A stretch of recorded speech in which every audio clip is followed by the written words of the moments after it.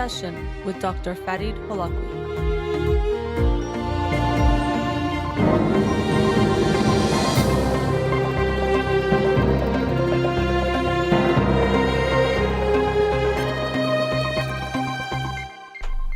Good afternoon. Welcome to In Session. I'm your host, Dr. Farid Holakouee, and I'll be with you for the next 2 hours here on Radio Hamra.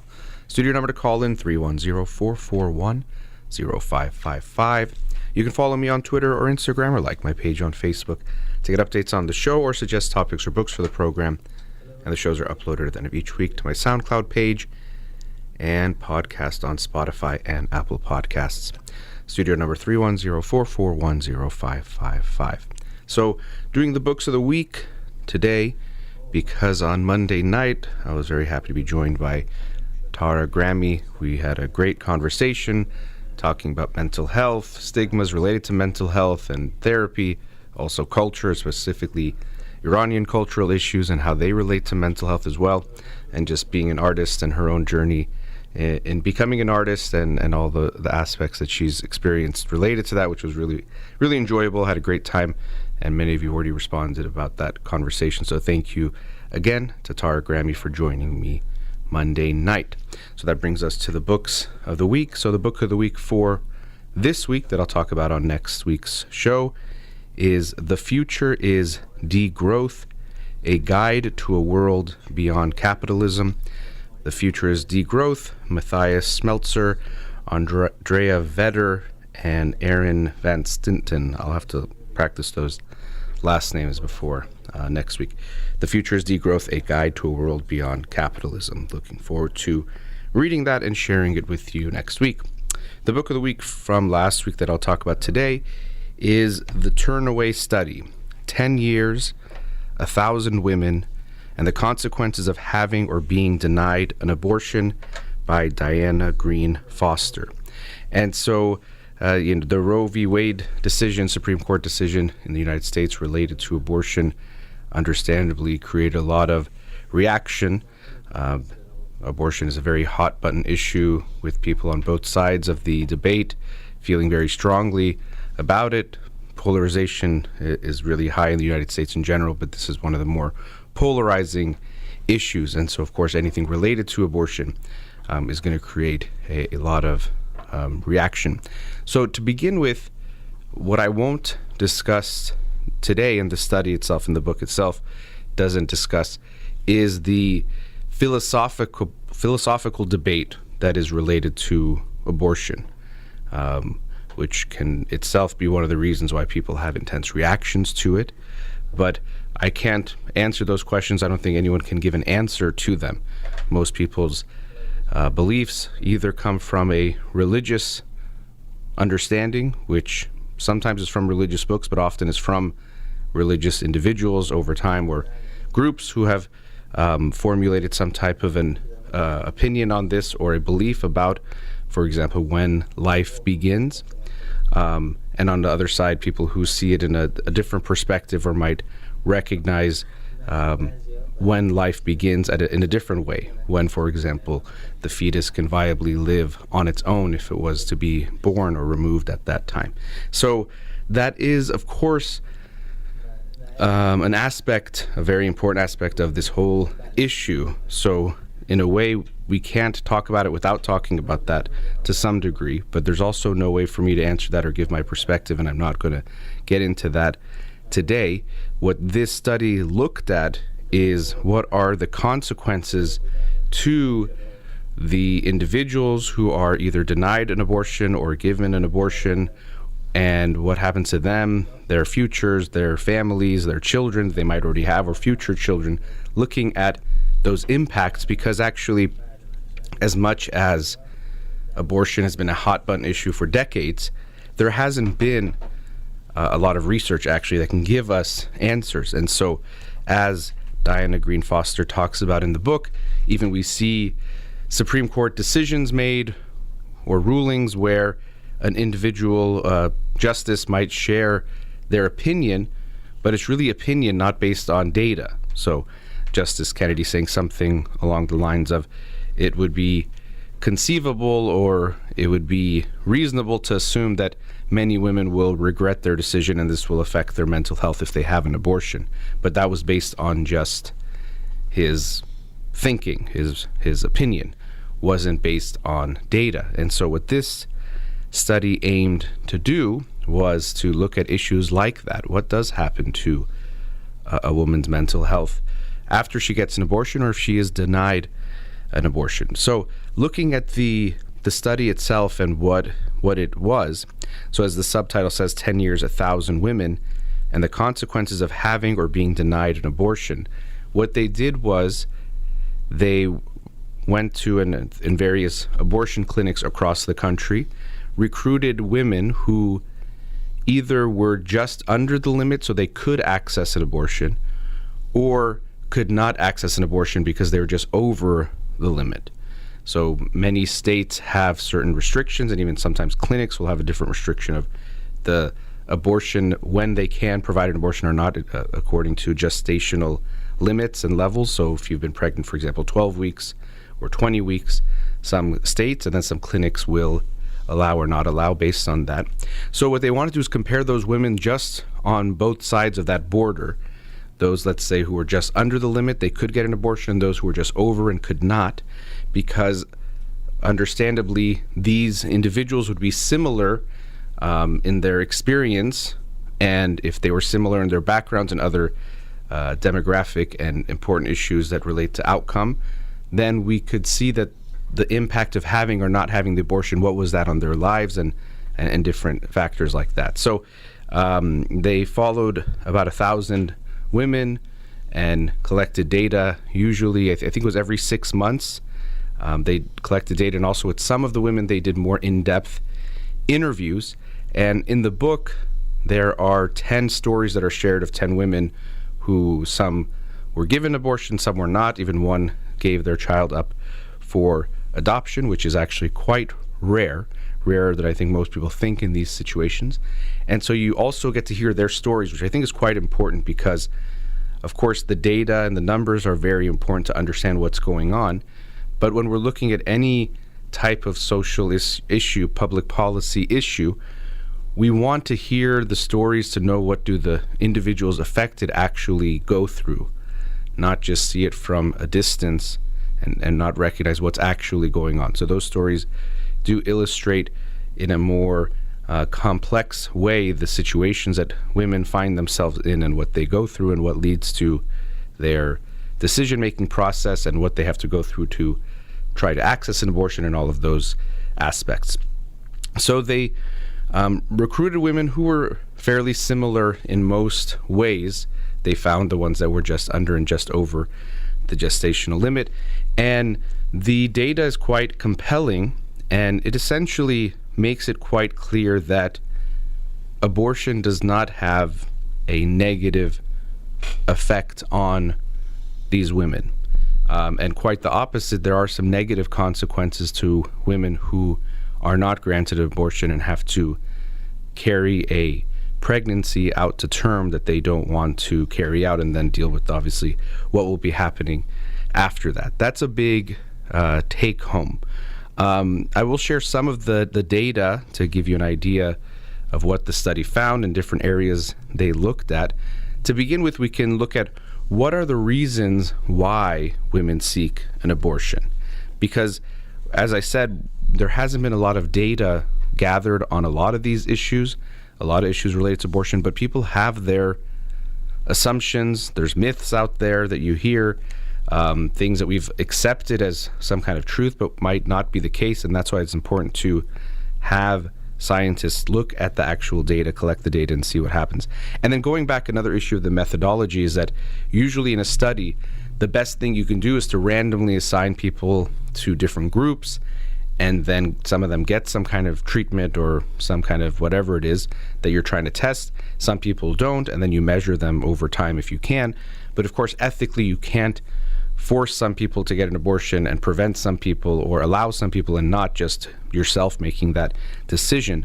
So the Turnaway Study had this advantage of they were really just observing what was happening. They were not forcing or pressuring anyone or creating people the opportunity or denying the opportunity for an abortion, but looking at those individuals who either were denied or who were granted those abortions and seeing what happened to them over time. So here are the top reasons that the women gave for seeking abortion.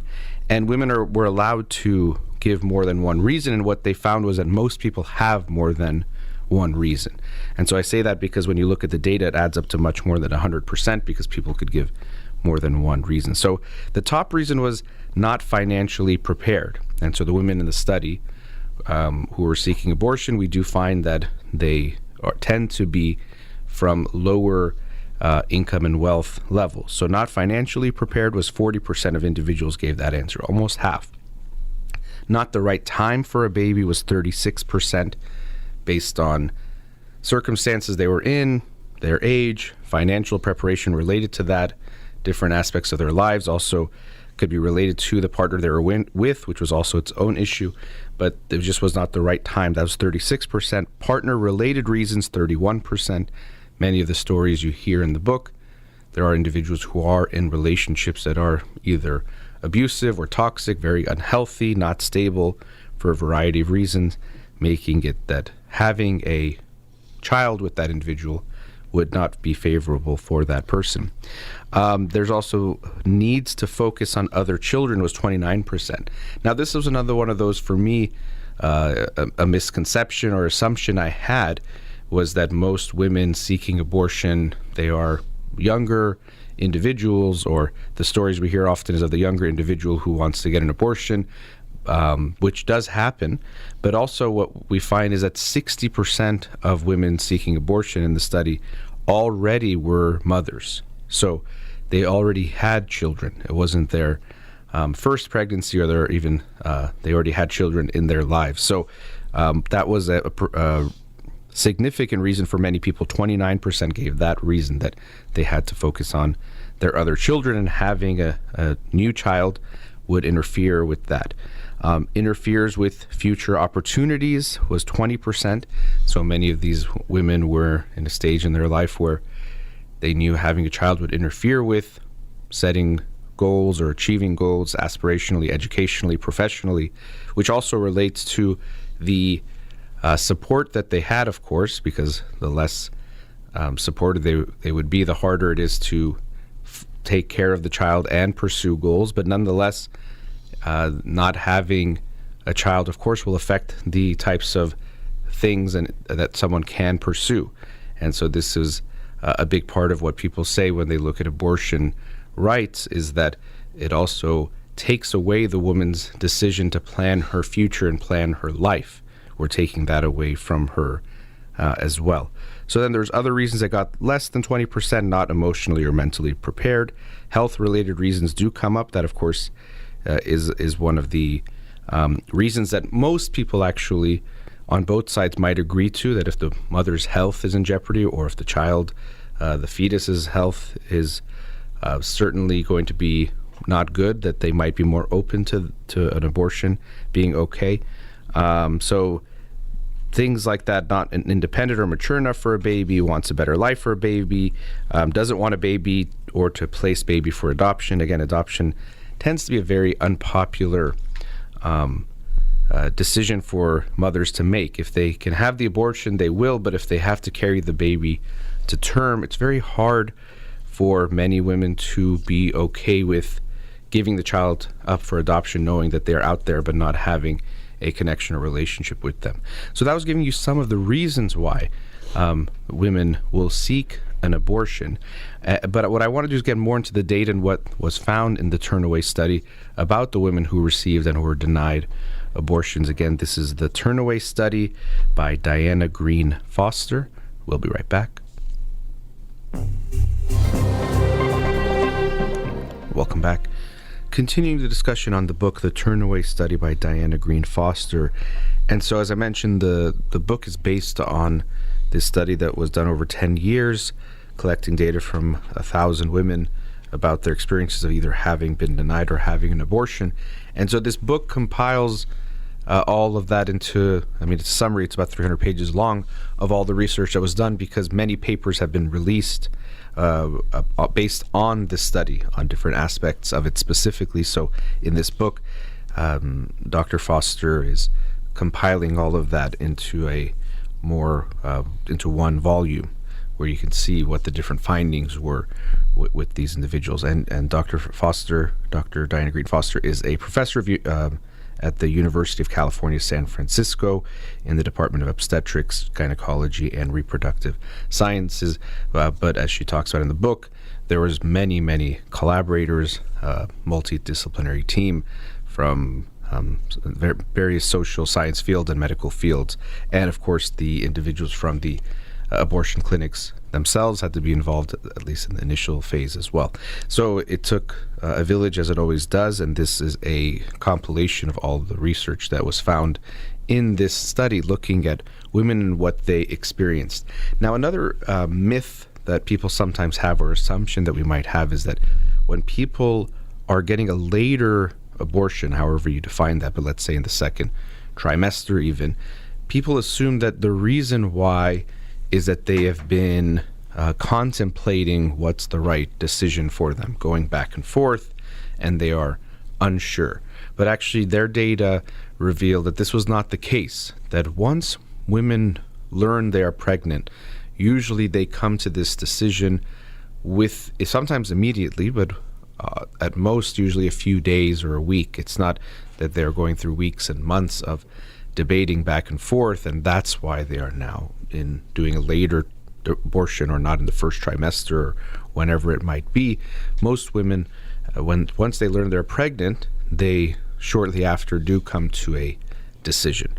Why do some women end up in a later stage abortion? Well, often it's because they don't know that they are pregnant for a variety of reasons. So the people who are more likely to not recognize they are pregnant include younger women, because younger women, one, they might not be as familiar with the experience of becoming pregnant and what that is like, but also they're more likely to have irregular periods to begin with, so they might not recognize what they're going through, or missing a period might not be that uncommon for them. So we do find younger women can oftentimes be more vulnerable to not knowing they are pregnant until later because of these reasons. Also, other individuals who might not regularly have their menstrual cycles, including for a variety of health issues, or obesity or different issues, can also be related to this not recognizing that you are pregnant. So often it's not that what we see in the studies, that it's not people are thinking about it that makes them wait. It's often that they don't know till later on. And also another reason why people are arriving at the abortion clinics later is that for individuals who have financial constraints, there can be multiple issues of getting to the abortion clinic. One is having the money to pay for the procedure, it being not covered by insurance, that they have to find a way. For most people, it's not going to be covered by their insurance, so they find a way financially to pay for the procedure. So that's one obstacle. On top of that, especially lately, there are less abortion clinics available. So often the travel can be considerable, where an individual will have to find a way to get there, possibly even stay there, and then related to that, taking time off from work if they have to. That itself can be a financial issue if someone is struggling. If they have children of their own, finding childcare, that can be an issue. So we see a host of issues that individuals who might have lower income or lower access to wealth will experience when it comes to getting to the abortion clinic. So it's not often that they are not sure, it's that they have to get there. And then on top of that, there are policies in place in different states that make it harder to go forward with getting the abortion. Things like mandatory waiting times, where you can go in once and then you have to then wait, I think it's sometimes 24 hours or 48 hours or a certain amount of time before you can actually have the procedure. And so again, this will compound the challenges financially if you have a hard time getting there to take time off of work, to provide childcare for other children, taking, the transportation into account. If it's somewhere far away, of course, that's going to make it all the more difficult to get there, not just once, but then now get there twice if there's a mandatory waiting period. When, again, most women don't seem to need a lot of time. They've made their decision and they've considered the different reasons why it would make sense for them to do so. So we also find another finding was that women don't have a strong level of regret. Something like 1 out of every 20 women who got an abortion had some level of regret at 5 years out, so about 5%. So it's a very low percentage of individuals have that experience of regret. That's one of the other reasons often cited for why abortion should not be accessible, is that it's going to hurt the mother. And then related to hurting the mother and related to what Justice Kennedy said about the consequences and the regret and how it could lead to mental health issues, what they found in the study was that there was no relationship between the outcome of the unwanted pregnancy and long-term mental health outcomes like depression, anxiety, suicidal ideation, substance use, or post-traumatic stress. And so what they did find was women who were denied an abortion initially had more anxiety and more mental health issues or mental health feelings, negative feelings, which we could understand. They were just denied an abortion that they were wanting. But over time, they started to come back to where the women who were granted abortion, their mental health, according to this study. And so we see no long-term negative effects or no negative effects for the women who received an abortion. So that's a big point because, again, this is sometimes used as a reason to not allow for abortions, is that it's going to hurt the women who receive them in their mental health. And so what we do see when we compare the women who received an abortion and those who did not, another thing is physical health. So sometimes people think, well, abortions are bad for your physical health. One important point, this is another one that I'd heard so many times that I thought it was just true, is that there's no evidence that having an abortion is associated with greater chance of subsequent infertility. So this is something I've also heard, is that if you have an abortion, it's harder to get pregnant later on, and this does not appear to be the case based on the data that was collected. Many of the women in the study who did receive an abortion did have children later on. And some of them were unintended, but many of them were intended pregnancies. So that's a big one because I'd heard that so many times before, or that it increases chances for cancer or other illnesses. That does not bear in the data either. Another thing to consider when we look at health is people will say, well, abortion is risky or dangerous. And so, of course, any medical procedure can have risks or does have risks, but we see that abortion is incredibly safe, of course, when it's done in a clinic with appropriate physicians and level of care. One of the reasons I think people have these associations with abortion is also because of the denial of abortion to so many people, many throughout history and still have themselves tried to find a way to have that abortion. So you hear those stories that were happening, especially before, very commonly, where women were trying to get an abortion because they couldn't, and because there was no access, they had to try to find other means. And of course, those are going to be dangerous. But the risks or the health effects of having a pregnancy and carrying out to term are also considerable, and we have to take that into account. So, for example, the risk of death is 14 times higher for birth than abortion. So you're more likely to die from childbirth than abortion, and abortion has a very low risk profile. So that's another argument I've heard before, that abortion is very risky and has these very bad consequences for the health in that moment because it's risky, and then future health and future fertility, but that does not appear to be the case at all. What we did see is women who were denied abortions tended to have financial challenges that they experienced compared to the women who received an abortion, and they never actually quite caught up. They never actually recovered, and they even did things like looking at credit scores, and we see these effects over time. So financially, these women's lives are affected. We also see that their children, the ones who were denied abortion, if they had existing children, they were having a harder time to take care of them. And so remember, this was one of the concerns that women themselves expressed. So we see that they tend to take important issues into account, and they're not just worried about things that are not going to happen to them.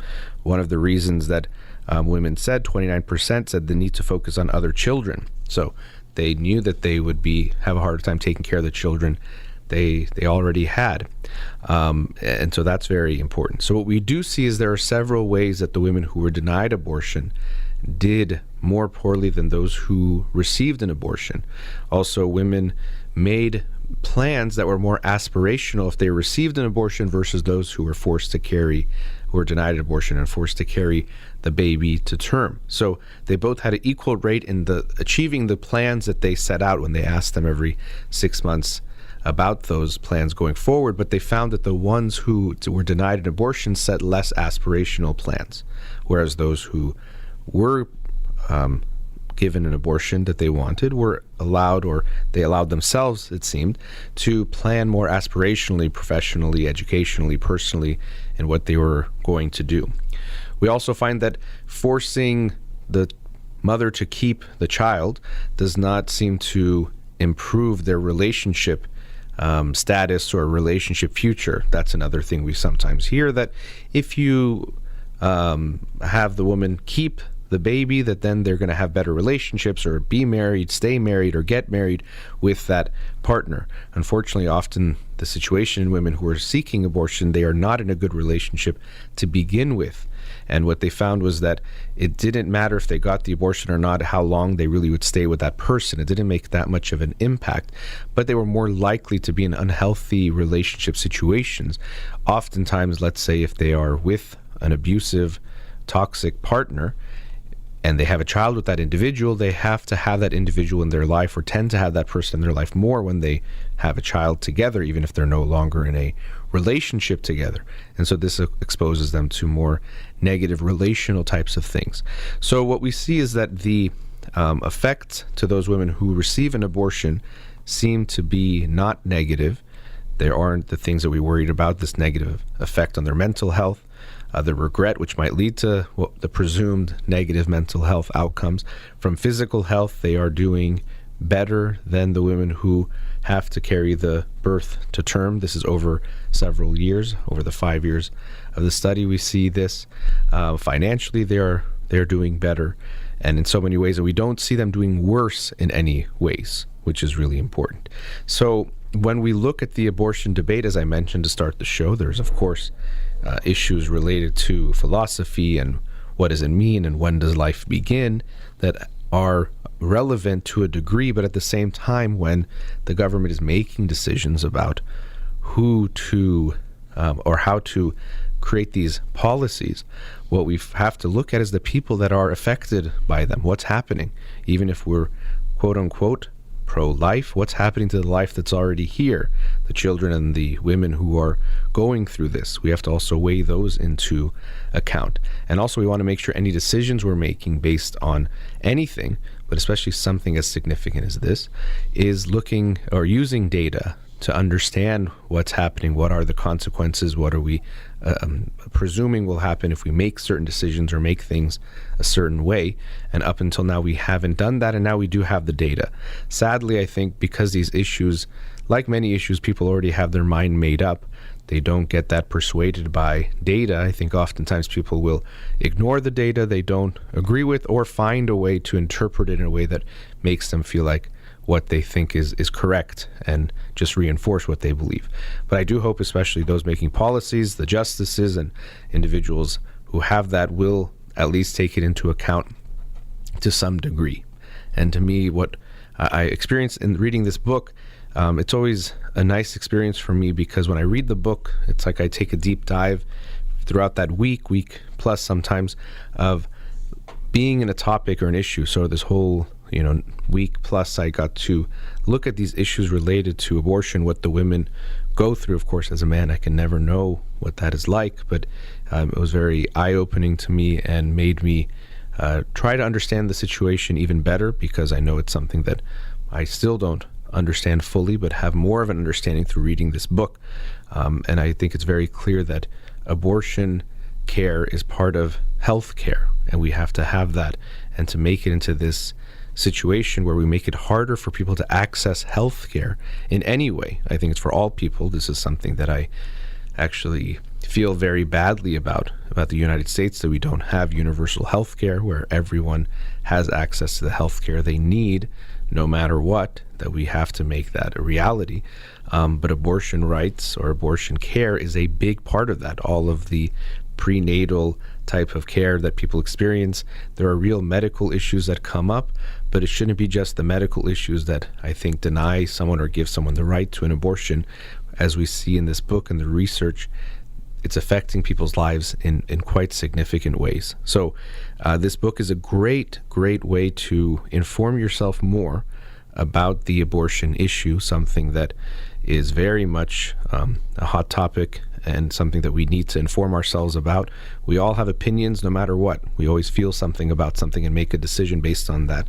But I think it's always important to inform ourselves more, to try to come to a more informed conclusion and decision about a variety of issues, and abortion is one of those. So I hope you will read this book, a very important book for us all to read, The Turnaway Study by Diana Green Foster. The Turnaway Study, 10 Years, 1,000 Women, and the Consequences of Having or Being Denied an Abortion. Let's go to a commercial break. We'll be right back.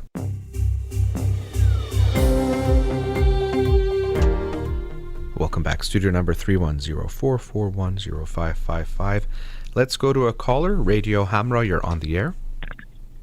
Yeah, hello. Hi, thanks for calling. Hi, thank you for your program. If you don't mind, I'd like to comment on the first part of your program. Sure. Talking about the abortion, and I think related to that is unwanted pregnancy and unwanted children. So one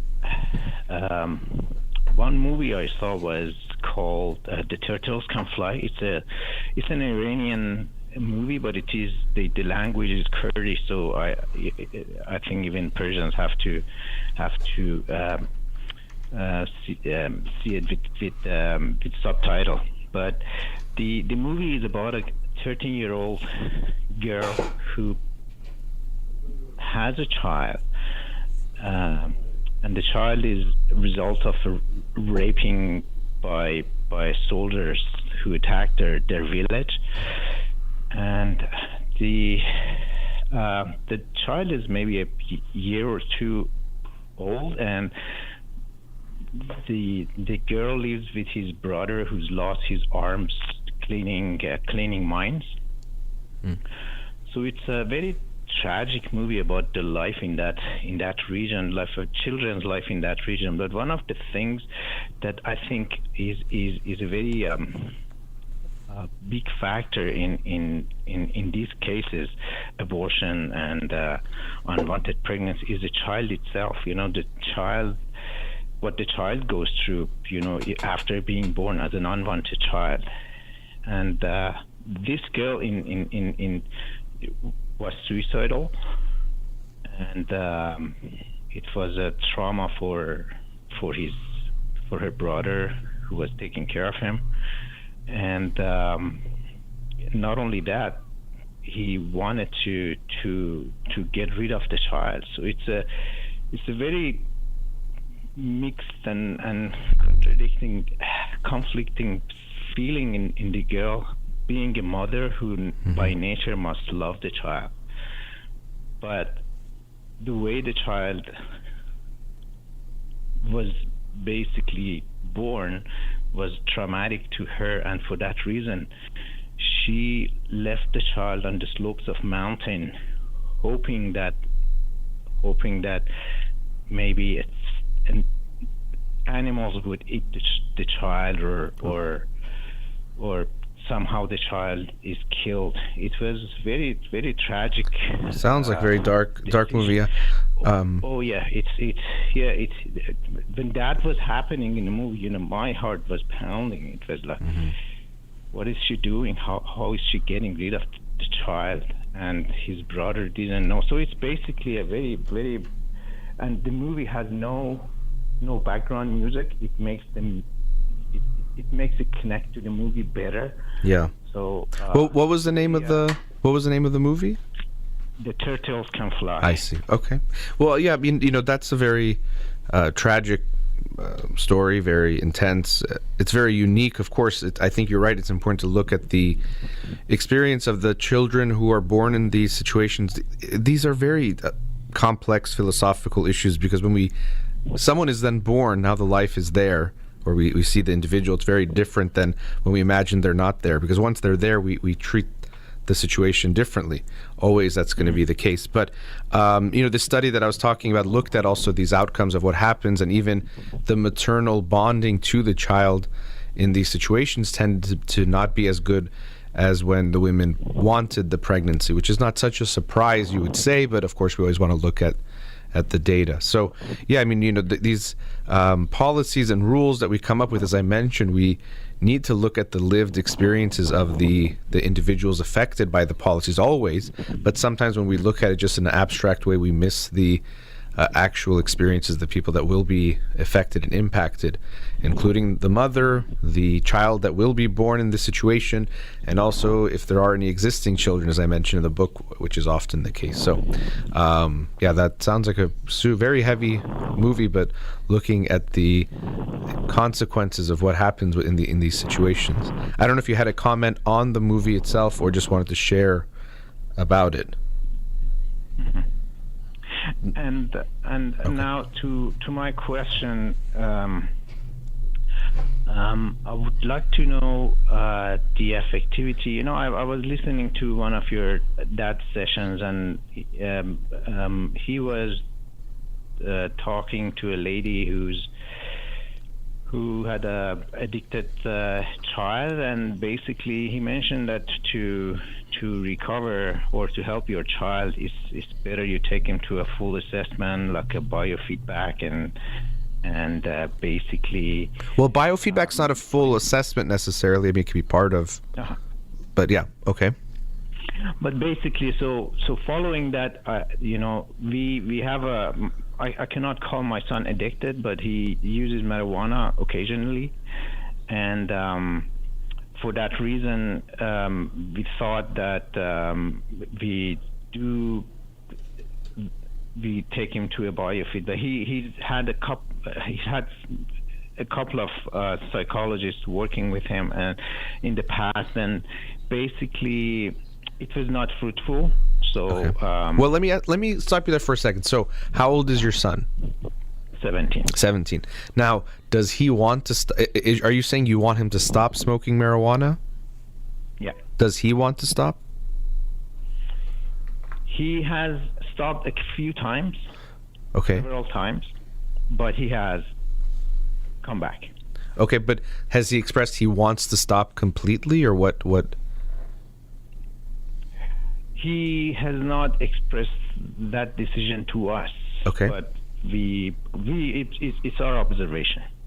Okay. Because I mean that's going to be a few times. Yeah, the most important thing is what's his desire. If we want to stop any kind of behavior, it's hard anyway. But if we don't want it, obviously, it's not going to happen. And so maybe he doesn't want to stop, or he has a mixed feeling. It seems like you're very clear you want him to stop, but we do want to make sure it's what he wants or what he thinks is important. And if he's smoking just here and there, I'm not so concerned about that. If it's not regular or not impacting his life negatively, I wouldn't make that such a concern.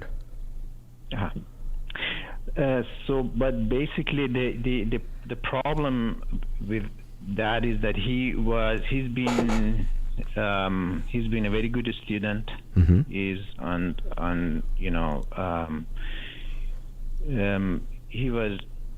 was and still is, playing soccer. Uh-huh.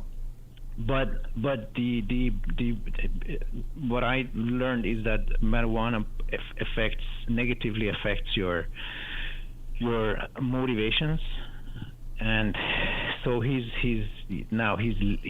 late days to school, missing school days, and missing soccer practices and games have gone up significantly since he started. Okay. So it's basically the other problem we have with with that he's losing his motivations towards doing the things that he needs to do at this age. Okay, so I would, it's possible the marijuana is causing, even, we could say, but it's also very possible there's a lot more going on than just that. And even if it is the marijuana, has he been feeling bad in general, or something going on where you're saying he's missing things, being less responsible, or meeting his own possibly expectations for himself. So I would make it less about the marijuana and more about how is he doing in general, and not assume the marijuana is the cause, and if we take that out, then everything's going to be okay.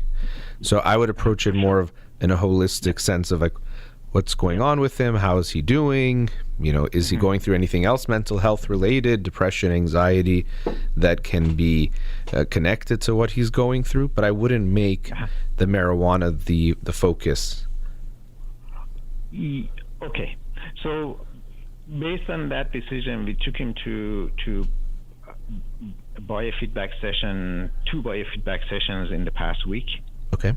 And they came up with so-called a brain map, and they kind of presented that to my son and my wife that were there at the time. And I didn't know they would share it with parents, otherwise I would be there as well. But basically they showed him that he has regions of the brain. So they said from processing, the processing part of brain is super active and in very good shape, but the information collection part and the is maybe 70% of capacity, and they also showed signs of anxiety and depression. Okay. And apparently it's something that they can see on those graphs, but they know how to translate it. So and they have subscribed 80 something sessions of neurofeedback sessions, or I don't know, some kind of therapy sessions that I don't know how, if it is going to be similar to these past two sessions, or if it's going to be, I don't know, a different type of therapy. But if it is based on biofeedback, I'm just wondering how effective it is compared to CBT and other methods. So if you could maybe shed a light on the effectivity of such methods with these problems, I would appreciate that. Sure. Well, the first part always is going to be, we have to know what the issue and issues are. I know they gave some feedback based on the, brain scans or whatever they might have done.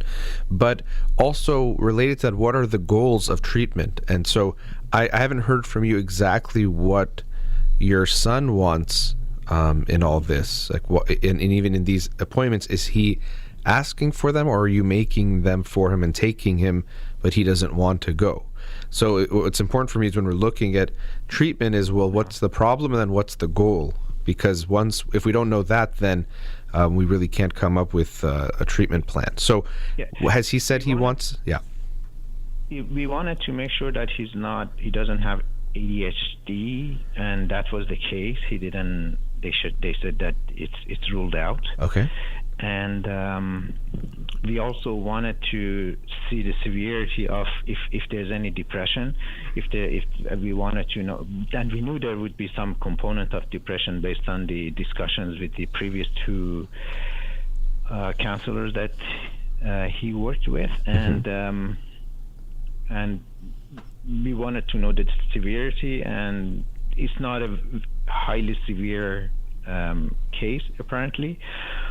But we know that there are components of anxiety and depression. And back to your question, how serious he is in participating, I cannot comment on that. Maybe it was more driven by us for him to let it's just Yeah. encouraging him. Let's go have your brain tested and see if there are things that are basically hindering you from having a happy, normal, or I don't know. Well, but see, this is, I think, to me, that's, And that he, but I think that's more important than the whatever we decide to do. That conversation is more important than any of these other things. How are you doing? What's going on for you? What do you think? If he says he's okay, and we tell him he's not okay, that's not even a good starting point. So that conversation to me is more important than where are we going to take him. What's going on? Is he okay? He smokes weed sometimes. I don't think that's a big deal, but you might. But how is he doing? Even when we say, if not being normal or not being this or not being that, he has to tell us how he's feeling. You can't tell him he's happy or sad or whatever it is. So what I'm feeling from you and the way you even described it up until this point is there's this way that it's more about you and his mom's thinking than his thinking and experience, and that to me is problematic. Mm-hmm. Yes, you are right in that perspective, and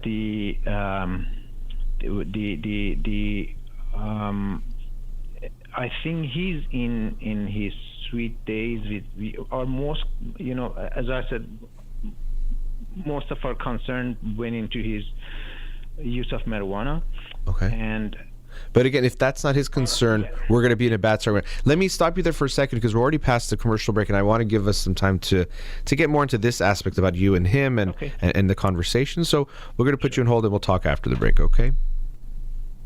All right, we'll be right back. Welcome back. Before the break, we were with a caller. Let's go back to them now. Caller, are you still there? Hello? Yes. Hi. All right. So before the break, we were talking about your son. He's 17. And before the break, I was talking about how I think it's so important that he be very much involved in what's going on here and making sure we ask him how he's doing, what he wants, if he's concerned about anything, all of those things. So tell me what are, if any, the conversations that you had with him about how he's doing? So, we've gone through different phases and levels of discussions with him about this. Mm-hmm. And I remember that in one of our cases, he mentioned that he said that you guys don't care about my mental health. So although we did, but that was his impression. But basically, we were.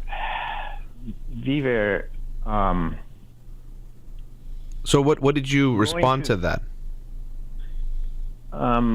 We told him that we have done whatever has been in our power to help you with your mental health. Okay, but did you ask him what he meant by you don't care? No. Okay, so this is what I mean is like creating, when we're talking about, the image I had during the commercial break was like you're telling me I want to make sure my son is hot or cold, and then I look at him, I think he might be, cold, so we took him to the jacket store, and we just took him there, and then they're making a jacket for him, and then the next day I thought he was maybe kind of sweating if I looked at his head, so I took him to the shorts store, and they're going to make him shorts that they're going to fit to him and bring home, and it seems like we're doing all these things for him, but we're not asking him, are you hot? Are you cold? What's your temperature like? What do you want? We're telling him or trying to fix the problems that we don't even know what's a problem, what's not a problem. So when we're talking about what I'm hearing when he says you don't care about my mental health is it could be some of this, that we're not asking him how he's feeling, how he's doing, how does he like what we're doing, not just about finding him services, just in our relationship with him, what we do, what we don't do, how we talk to him, how we interact with him. So that's what I'm hearing more than anything, is that you might not be giving that kind of attention to his emotional experience, not just mental health as a what providers are we using or what type of services have we got him. Mm-hmm. The thing is that he basically is not motivated much to go after his own mental health. But what does that even mean, to go after? Basically to care. Whenever we offer him something, for example, I offer him to go out to go, biking, kayaking, sport fields, jogging, he normally refuses. So I know that this is something that he needs to have to basically get out of his shell, if that's the right term. Basically, to get active, get some fresh air, and also making new friends. We try to create the environment where he can make new friends, but he normally doesn't. And those are the stuff that we have been trying to do. And also, we a lot of times we ask him to come out with us. Sometimes he refuses, sometimes he does. So these are the things that we could do on the non-medical side or non-professional side to help him with his anxiety and depression. Those are things, and they're not bad things to go outside and to move. But again, it's the next questions I want to look at is your relationship with him, because when we're looking at his mental health, I know we're looking at the exercise helps, friends help, therapy helps, which is true, but it's also our relationships are the most important thing when we look at our overall well-being. What's your relationship with him like? Can he share his feelings with you and open up with you? So let's look at that part. What I have learned from his discussions is that when he was born when we were newcomers, and for that reason, he feels being neglected, and it was true. We were newcomers, so much focus on adapting to the new life. Sure. So that we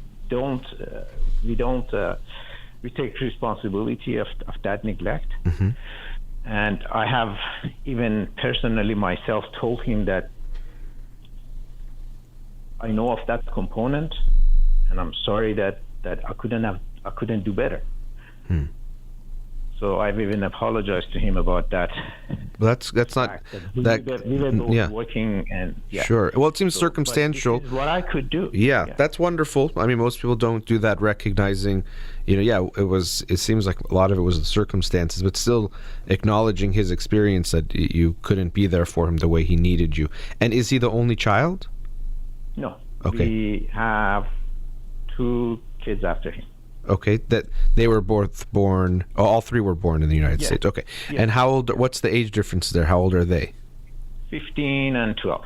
Okay, so pretty close to him in age, 2 and 5 years. Okay, so he has shared that he felt that you guys neglected him or didn't give him the attention he needed as a child. He doesn't call it neglect. Yeah. He says that dad was busy with his job, mom was busy with his job. I was home, all alone, and I had nobody to basically play with. I had nobody to tell me how things work, how to do things, and basically he was not telling this to us. He was talking to his sister, saying that he didn't have. So this is kind of what we learned from that discussion with him. So he doesn't blame us for that, and because he also says that because they were working, they were trying to provide a life for us. He was basically he was preaching my daughter to be more serious about school and basically taking life more serious and not waste time and all these things. So that's what, during that discussion, he said that, he suffered from the neglect that he received. Okay. During those hard days. Okay, got it. So, I mean, as I said, that you acknowledged and gave him an apology for that, I think is important and can be very valuable. I've done that several times. Okay. I said, I know I make mistakes too. I'm not defending. I'm not saying that I'm perfect, but we make wrong decisions, we make right decisions, and even the wrong decisions, we may think that at the time they are right. So I know Sure. that we have made wrong decisions, but at the time we thought that this is the best decision. Sure. Okay, that is important that you had that conversation. But what I would also say is now looking at right now when you're taking him to these different doctors, professionals, treatment centers, whatever they might be, is important to, again, ask him how he's doing. So I think you can have a conversation, if you haven't already, of, I know we've taken you, or it seems like already there's this treatment plan in place, but asking him and recognizing that, I don't know if we really asked you so much, what do you want, or what do you want to do, and how are you even doing right now? Sure. Because Sure. that's important to me. He's like, because he might be okay, or maybe he's really not okay. And like I said, the marijuana is probably not what is our issue. It's more, how is he doing? How is he feeling? When you tell me he's, missing, right now I'm assuming he's on summer, but you said you saw a change in, missing classes, missing practices, games. How significant was that? What was going on? In the mornings, he didn't want to wake up. Okay. And when he, when the alarm went off, or when he woke him up for going to school, he said he's tired. He doesn't want to go to school. It's not that class is not important. That teacher is, found, basically he had his own reasons for not wanting to go to school. Okay. So, and for practices, he said that last year the team was good. This year there's been some changes in his team, but I don't think it is significant. And I've told him, if the team is not your level, if you think that you're higher than your team level, you can go and evaluate. But even in the evaluation, he was not assigned to a higher team. Mm-hmm. So basically, but he says that his team are not performing well, and they have so many failures, and he doesn't want to. So what happened? He quit the team, or he was just like not as motivated to go to things? No, we think that these were excuses not to go to games. So we know that there's a component of attachment. First of all, like many of kids his age, attachment to their electronics, and we know that there's also this maybe the marijuana use has basically that has impacted his motivations. Okay. Because what I've learned is that marijuana is reduces people's motivations toward doing things. It can. It definitely. I mean, it depends on how much, though. I mean, if he's smoking like here and there, then probably not. If he's smoking it daily, or almost every day, or that it can. But again, I wouldn't look at the marijuana as much as how is he doing overall. If you're saying, that was his reasons, let's say, for soccer, but you're saying school, he doesn't want to go, or I've heard a lot of the excuses, this teacher doesn't teach, or this class isn't good, or a variety of things that they might say, but it seems like something's going on. So I'd want to look at how is he doing overall. It seems like something. And was this change just this last year, or when was it? It was mostly last year, and that's where we noticed that the use of marijuana was but kind of. But I just want you to notice that every obvious to us. Yeah. I know, but every question that comes up, you go back to the marijuana. What if your son is depressed first, and then not the marijuana made him depressed? So what I'm saying is, whatever I bring up, you go back to the marijuana use as so important, and it could be, I don't know the whole situation, but I'm just hearing it as the reason for everything. Where again, even let's say he's smoking, it could be because he was feeling more depressed and now he's using, or it could just be something he does recreationally that doesn't have much of an impact. But I'm curious more about how he's doing, and I get the sense, again, it's like you're seeing a problem and trying to fix it without talking to the person who's experiencing the problem. He has to tell us what's going on, not we're going to take him to biofeedback and they're going to fix him or something. That's not going to happen. He has to, we have to talk to him the most. And even I would bring it up to him that we have not included you enough in this, or realize what you want or what you're feeling, because I get the sense he's just going partially because you're making these appointments and he's just going.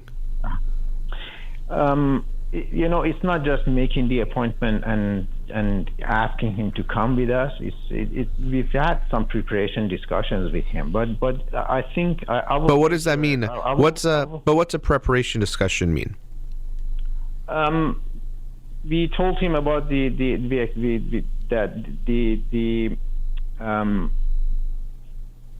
lack of motivation that he has recently had, and we told him that we've talked to a couple of people, and it seems like we want you to go to this session to. Yeah. So I mean, but that's not his decision. Then you made it. You're informing him of the decision. He didn't come forward and ask for help. Right, but I mean, I know. But even further than that, he wasn't even part of the process. You made a decision and then just informed him, you're going to go see this doctor.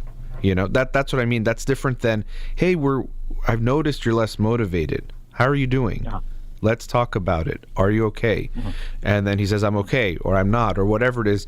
And then, would you like to see someone? What do you think about talking to someone? Or, so that's what I feel is missing, is that it's just... Yeah. I don't think we didn't approach it this way, and I think that the way you approach it is or do you recommend is the right method. So although most of this has been most of the discussion was done by my wife, so I don't know the extent of the discussions before going there. Yeah. So I cannot comment on that, but I take your point, and yes, I will for sure. Yeah, it's just, of course, you care about his mental health, you care about his well-being, you want to help him, of course, and that's wonderful, and trying to find the help. Yeah. We just want to make sure we include the most important person, all this, him, in all of the decision making. Even if he was much younger, I would say this, but especially at 17. So he's part of the whole process, not just, he's going to come along, because even if he does go to therapy or go to some kind of treatment, if he's not motivated for that, it's not just some magic fix. It's like you want someone to exercise, you can drop them off at the gym, but if they don't want to work out, they just won't work out, and they'll walk out of the gym. So we want to get him involved first, also not just about his treatment, but also in the relationship side, to recognize when we look at his mental health, don't think of it as I have to get him to do the things and take him to the therapies that help him. That is part of it if he wants it, but more important in your role is also going to be, as his father, having a relationship with him where we would hope he could talk to you about his feelings, what he's going through, what's happening, and he might not do that so much if he hasn't already, and now at this age, but it's something to move in that direction. One thing I need to add here was that we knew that his use of marijuana could have affected his frontal lobe cortex, and I wanted him to basically see that and apparently in the biofeedback, the doctor has shown him that these parts have been affected by smoking. So we wanted him to have a visual and independent indication of the damage, okay, so that he's more motivated to basically take an action and basically do something about his own mental health. But our goal was to motivate him to eliminate the roadblocks to his motivation. Sure, but I still feel like it's very much you're making the decisions for him rather than having him be part of the process. Yes, because it is more of our decision than or basically our motive of us right, moving him than he coming forward. And even the way you said that, I don't know if you were about to say the word motivation, but that's the thing, is that if it's coming from your motivation, you're not even going to cultivate his motivation of making decisions for himself and going forward. We're going to tell you to go here, go here, go here, go here, but we want you to be super motivated in your own life. It's not going to happen. We have to show him that his life is his life a lot more, meaning that... Now, coming back to the original question that I asked you about the effectivity of this method compared to other methods like CBT or basically other therapies. So if this process, the way they have laid out the basically treatment plan for us is costing us a lot, so like, I don't know, $40,000 or something like that for the whole sessions, and it's gonna be and it's not covered by our insurance or fully covered by our insurance. Part of that, maybe just 5,000 is covered. So we would like to have even now the motivation and his side, his engagement into the or his willingness to engage in the treatment alone by the if we want to kind of rank the treatment itself, would you, and basically on the other side of the scale, having the financial and it's not even close to us, we need to drive a lot. So I mean, it's hard for me to comment on this. I don't know enough about it to tell you that this place is the right place for you. What I think is so important is that he's part of making this decision, that if he doesn't want to go to this place and then you take him, it doesn't matter if it's $10 million. It's not going to help him. So we have to find the thing he wants and what he wants to do. Because he's going to turn 18 at some point too. I don't know when that is, but he's going to make, he'll have the legal decision making even more. But before that, I want it to be a legal thing. I want it to be, we approach him about his life. So I don't know this biofeedback, exactly even what this treatment center does. 80 sessions seems like a lot, but therapy does tend to be a long-term thing anyway when it's therapy. But I'm just concerned about sending him to a treatment that I'm not sure he is the one wanting to go. There isn't this, we're going to send our son to this place and they're going to fix him. I don't look at it that way. Even in our quick talk before the show, you almost said the word cure before we came on the air, and then you stopped yourself. That's my concern, is that you're thinking, we're going to take him there, they're going to fix him, he's going to come home super motivated. It's just not, that's not what's going to happen. So if that's the hope, I wouldn't go there. I really, really emphasize how much more he has to be part of all of this process in making it. So I can't tell you CBT will be better for him than this place or vice versa, or that it's worth the price. But I would just emphasize how much we have to include him in this. Mm-hmm. Okay, I think I got the answers to my question. I appreciate your time. Appreciate your time. Nice talking to you. Yeah. Nice talking to you too. All right, take care. Bye-bye. Let's go to our last commercial break. We'll be right back. Welcome back. Let's go to another caller. Radio Hamra, you're on the air. Hi, how are you doing, sir? Good, thanks. Thanks for calling. I just want to ask about my 7-year-old. He is a bit shy. For example, if a relative, close relative, like an aunt calls, want to talk to him from out of the state, he doesn't want to call. He doesn't want to. I show him in video from my cell phone. Mm-hmm. Can you help me with that, please? I mean, I don't think that's that uncommon to not want to talk. I mean, how close is he with these individuals, these family members? Like her aunt. No, I know you're saying, but like relationally, but does he have a close relationship with them? Yeah, he has a close relation. He didn't see her too much because she's in another state. Yeah. But she loves her, and sometimes she come and stay with us. Sometimes, like for vacation, something like that. Okay. So I mean, they're not. But I'll be from what you're telling me, they're not that close. I know she loves him. I'm sure she loves him. I'm not saying that doesn't mean that, but there's not this very close connection that we should expect as soon as they come on. He wants to talk. Now, is he anxious or shy or other things? Possibly, but I don't see a big. I don't think it's weird. Whatever the age, people usually don't like to. Also, in a forced conversation, or you're talking, and this is a pretty classic for lots of families, but I've seen a lot of Persian families where they say, oh, the family members on the phone, talk to them. And there's this confusion as to why they don't want to talk to them. If I said, here's some person that you don't know that well, just video with them, even if they're a family member, you probably don't want to do it, and especially at a 7-year-old. So I don't expect him, and I wouldn't want you to keep putting a pressure on him to want to have these kind of conversations. Yes, but I just wanted that,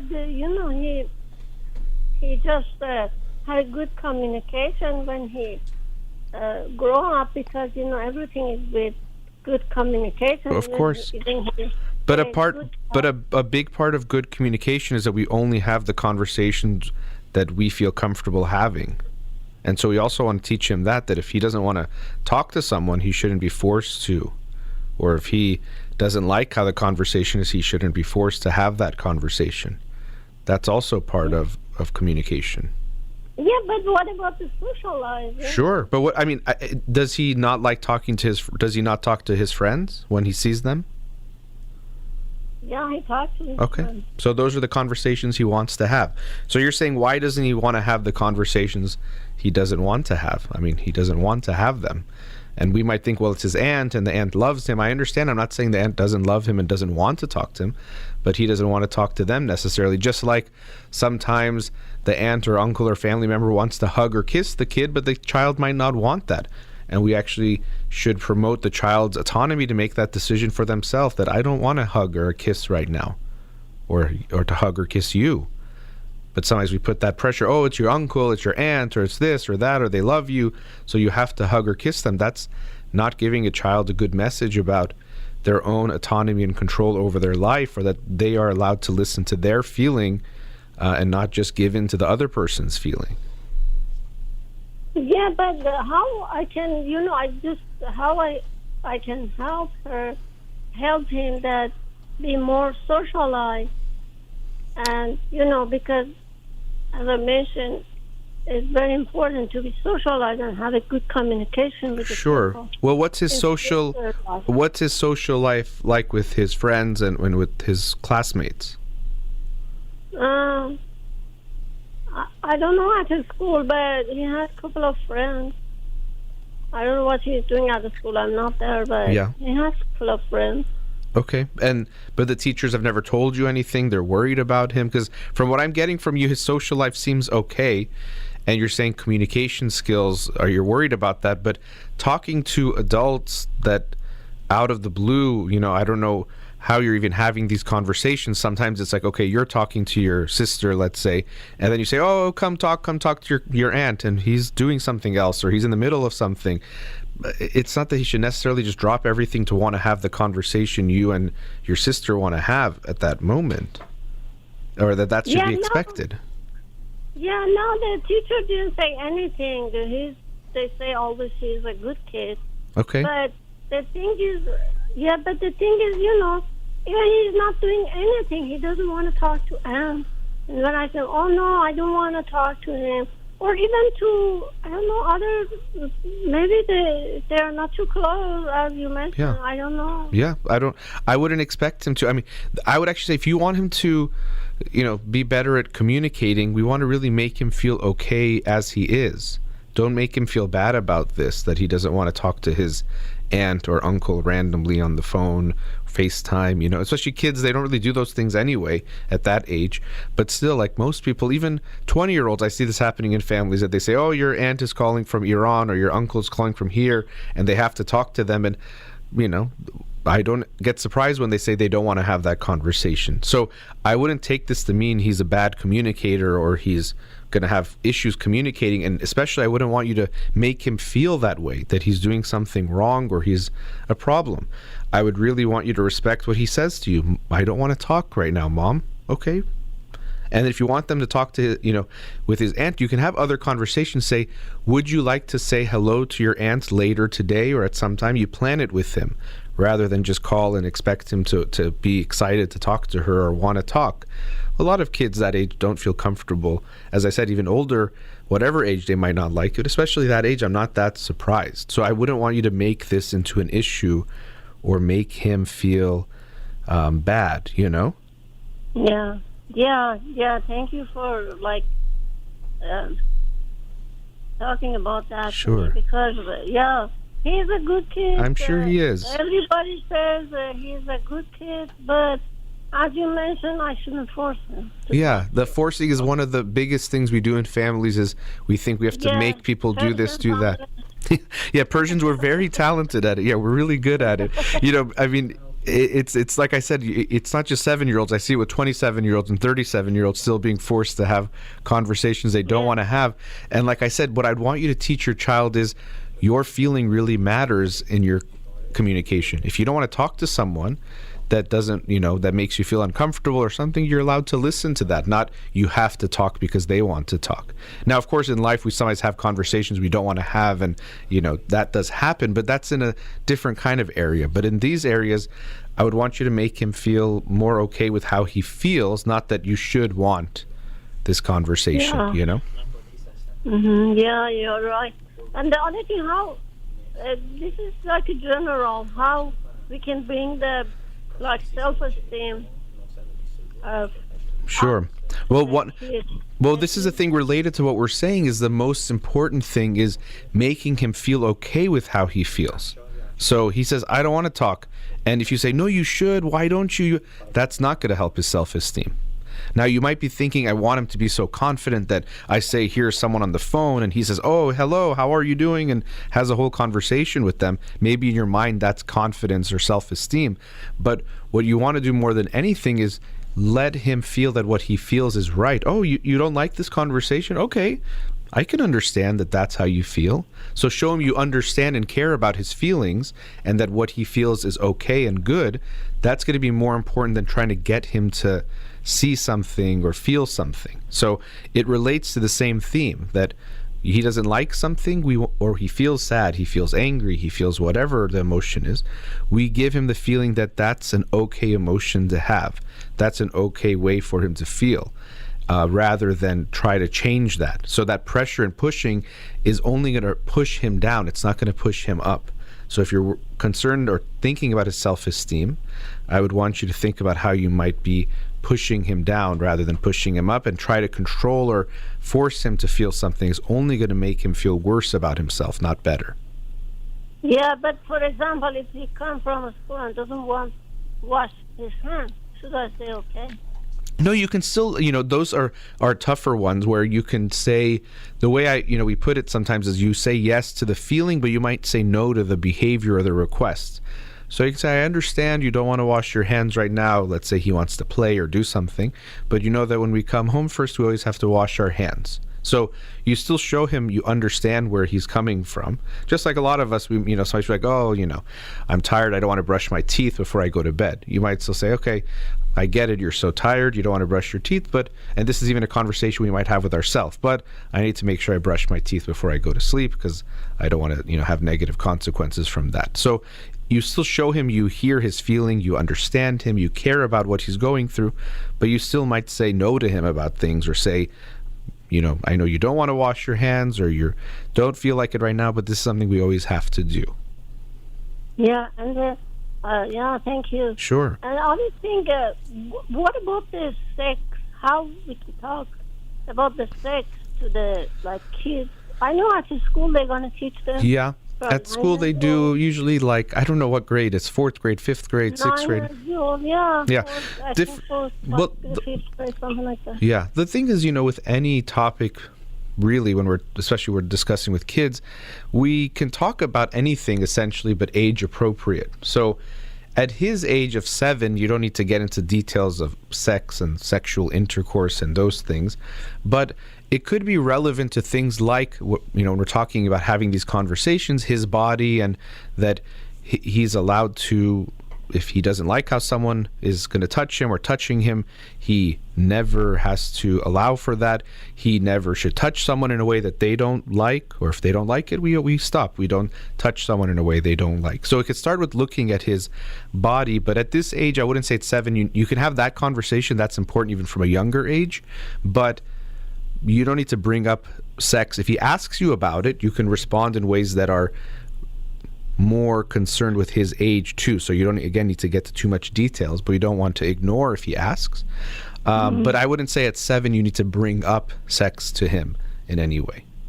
Yeah, but for example, if his classmates, she's a girl, draw a picture and a heart and say, I love you. Yeah. Blah, blah. Well, that's not necessarily sex.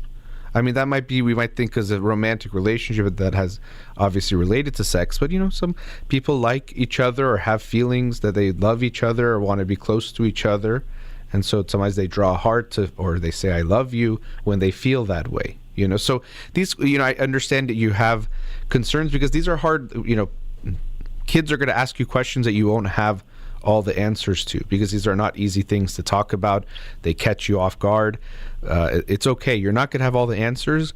And even sometimes he might ask you something, you can give him part of the answer and also say, you know what, I need to think about it a little bit more, and maybe we're going to talk about it later. So don't put the pressure on yourself to have a perfect answer for him, or you have to convince him of something or that. He's just curious. Yeah, he heard something. Oh, I saw someone drew a heart, or I heard someone said they got married, or I heard someone, and you just stay with him. The important thing is also, don't think you have to tell him everything. Also ask him, like, oh, what do you know about that? Or what do you think about that? So make it a conversation. It doesn't have to be some lecture where you're going to solve it for him. But these things are going to come up, and I know you're asking me hoping I can tell you, but there's no one that can tell you every answer to all the questions. Just like you can't answer all his questions, I can't tell you everything you're ever going to have to answer to him.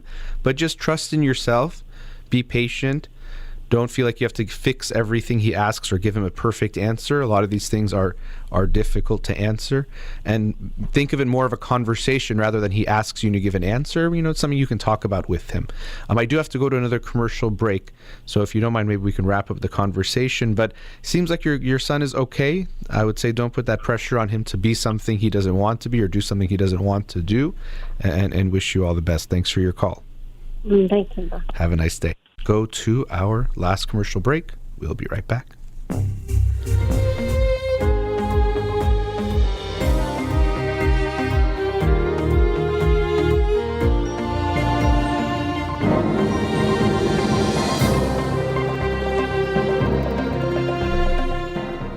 Welcome back. So just have a few minutes to wrap up the show.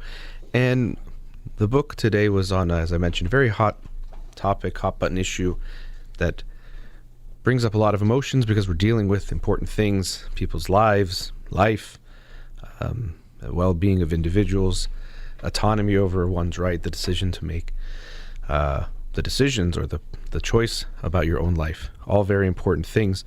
I will say this, that I think these are very important issues that we talk about. My position, although I didn't state it as clearly as I will say now, or I did say it I think earlier, but is that I think we should give women the choice, and that making it a legal issue itself can be concerning. It should be more considered a medical type of a decision-making process. But going away from this specific issue, these types of issues are very complex.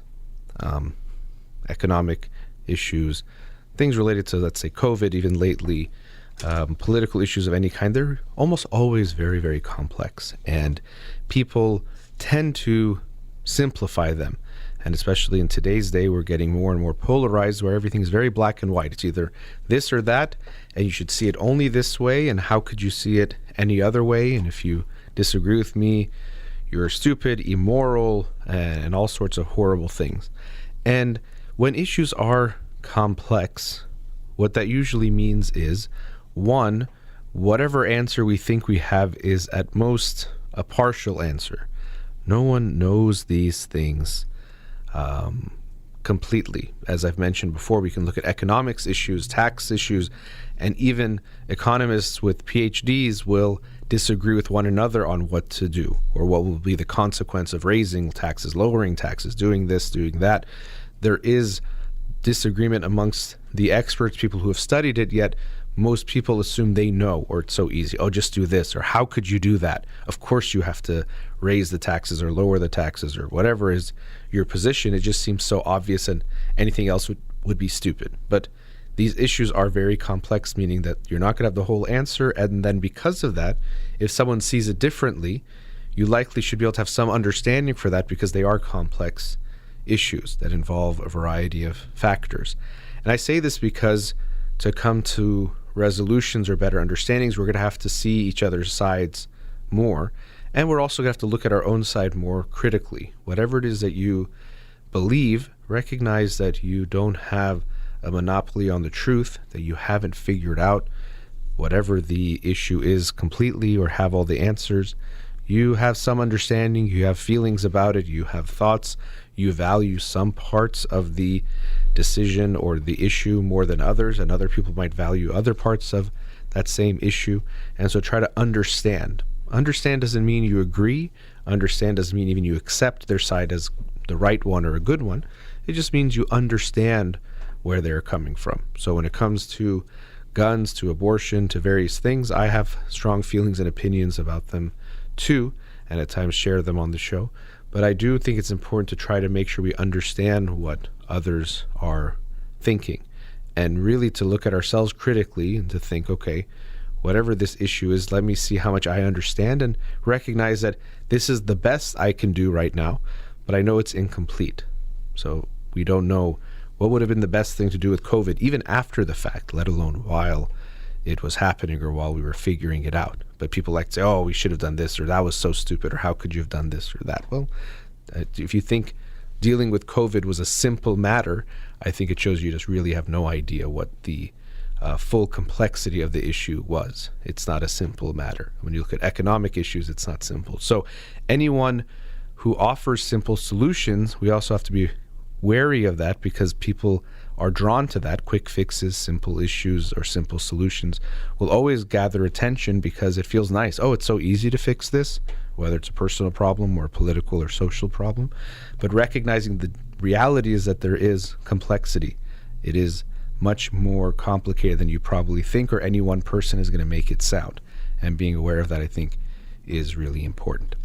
All right, that brings us to the end of today's show. Thank you to all the callers and listeners, and to Batis here in the studio. You've been listening to In Session with Dr. Farid Holakouee. Be kind and take risks. Have a wonderful day.